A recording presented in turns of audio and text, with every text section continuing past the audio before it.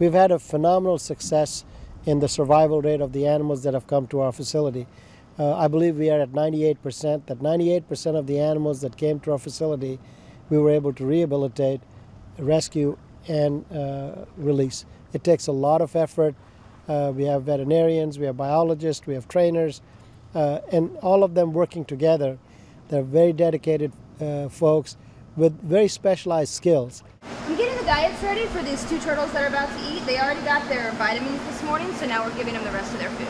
We want to make sure they continue to eat every day, even though out in the wild, sea turtles are scavengers, so they eat quite a bit all at once, and then they could go days without eating. But here we want to make sure that they eat every day because they get vitamins and supplements and some kinds of certain medications and things. So for our purposes, it's important that they eat every day.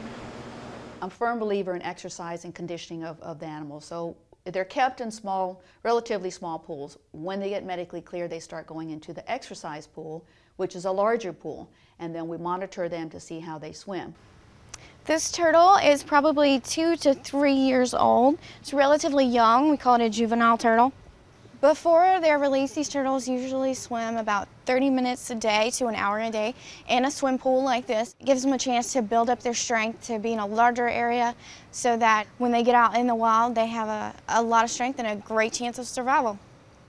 Then we're also wanting to see, well, how well can they forage for food, in which case we put them into a maze pool where we can see how they're able to go through the maze and find food at that time. What we have here is called a radial arm maze. So instead of just an open pool, they have corridors that they can swim down. They have different places they can go. Not a lot is known about sea turtles and their foraging abilities in the wild. So what we're trying to do is try to assess that instinct and how much of an instinct do they have to hunt for their own food and to find it on their own instead of being hand-fed. Our final evaluation involves x-rays. Again, we have the 3 x-rays when they came in, x-rays along the way if it's needed, and then our 3 final x-rays before release.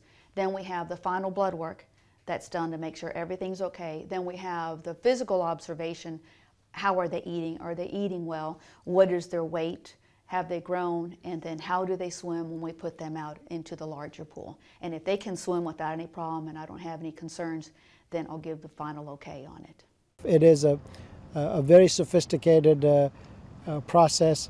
We're trying to recreate nature on land and give them the environment that they can not only survive, thrive, and then ultimately be released and survive in their environment.